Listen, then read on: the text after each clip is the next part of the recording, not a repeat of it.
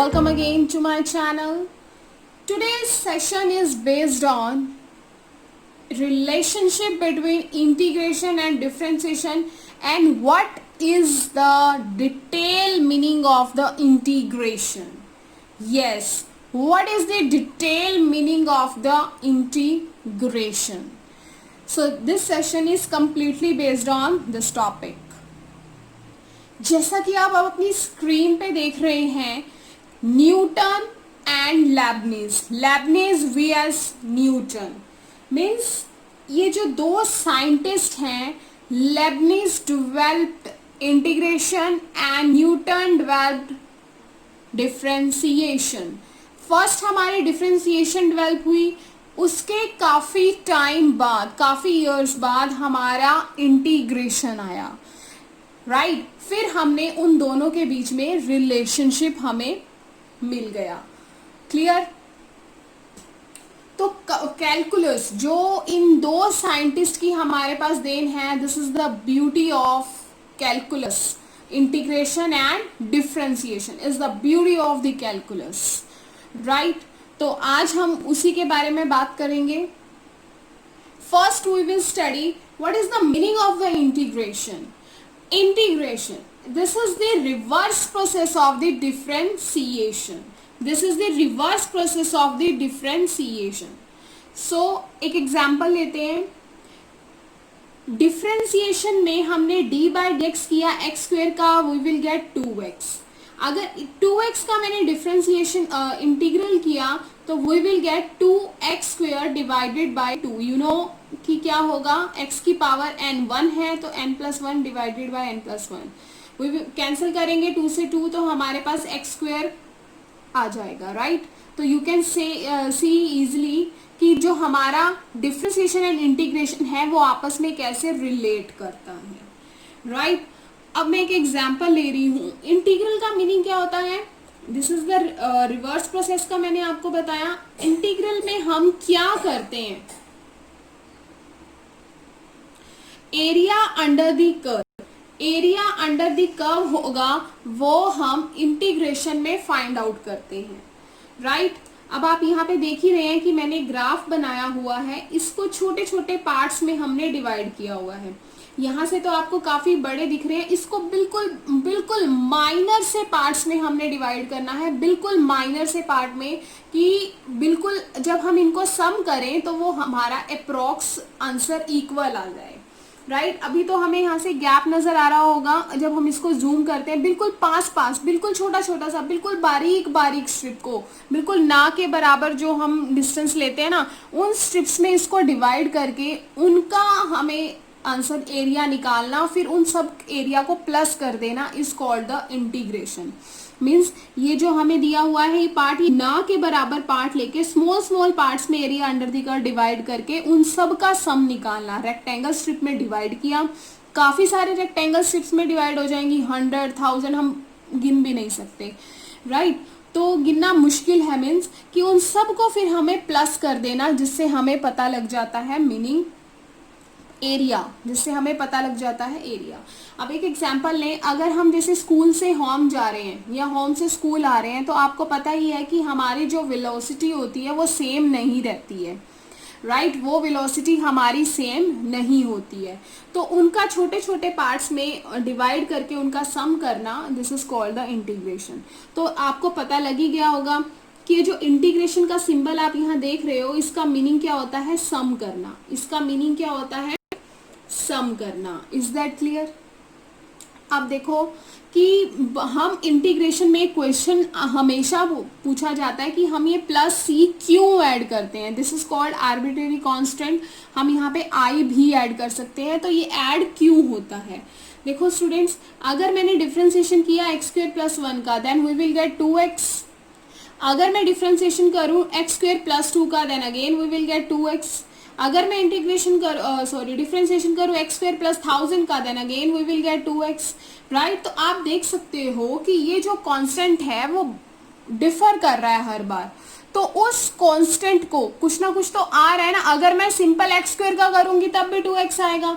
अब हमें तो नहीं पता ना कि वो जो हमें इंटीग्रल निकालना है, वो किसका इंटीग्रल निकालना है, क्या हमें फंक्शन दिया हुआ है, तो उसको हम रिप्रेजेंट करते हैं प्लस सी आर्बिट्रेरी कांस्टेंट के साथ। Clear? Now chapter 7 integration, class 12 chapter 7 है, वो हमारा इंटीग्रेशन पर बेस्ड है। So what is the relationship between the integration and differentiation? Differentiation तो आपने पढ़ ही लिया है। Integration and differentiation is the beauty of the calculus, already you know very well.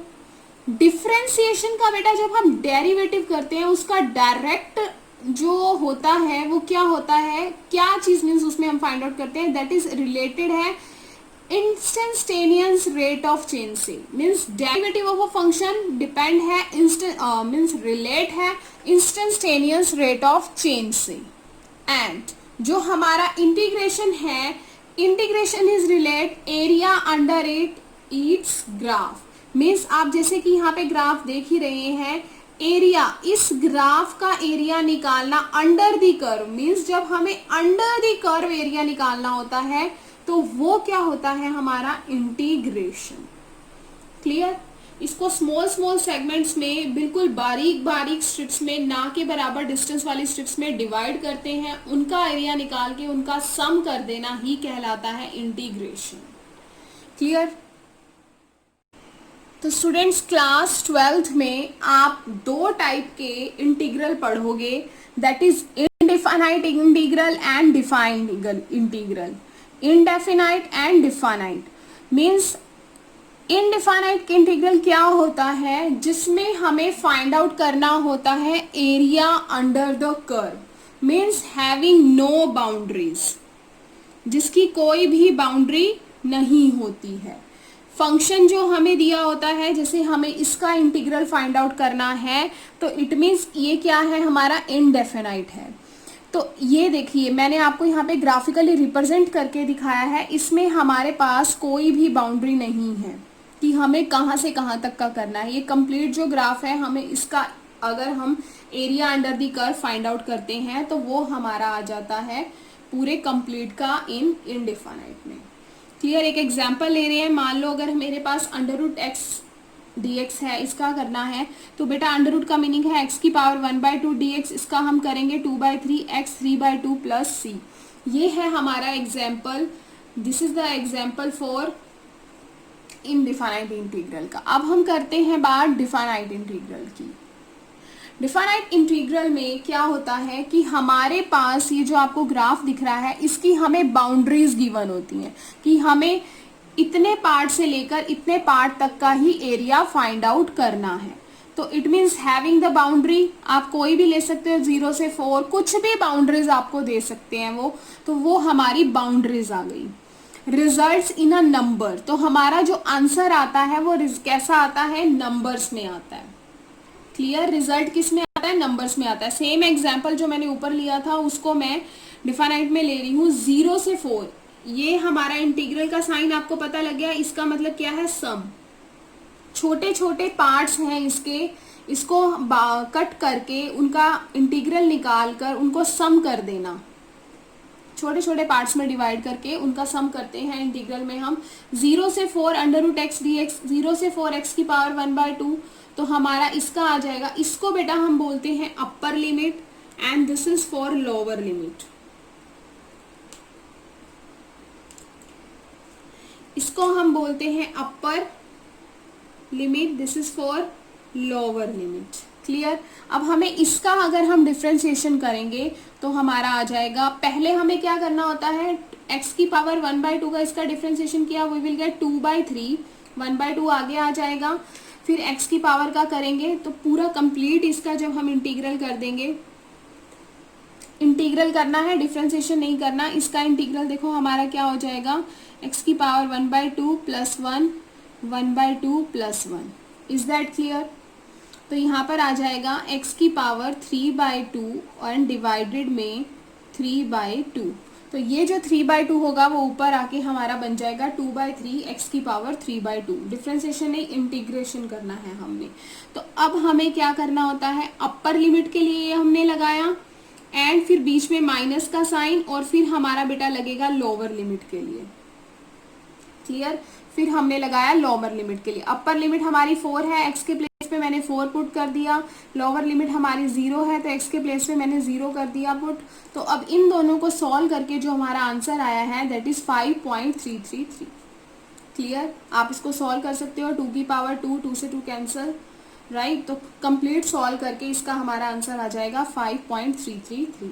तो this is whole about the meaning of integration जो आपके class 12th में use हो रहा है। 2 टाइप्स के यूज हो रहे हैं। एंड बेटा एक्सरसाइज 7.1 से 7.7 में आप दिस इंटीग्रल यूज करने वाले हो। This means indefinite integral use करने वाले हो, राइट? एक्सरसाइज 7.1 से 7.7 में एंड 7.8 से 7.11 में आप दिस इंटीग्रल यूज करने वाले हो। और एंड एक लास्ट हमारी एक्सरसाइज है, वो है हमारी ऑप्शनल। क्लियर है?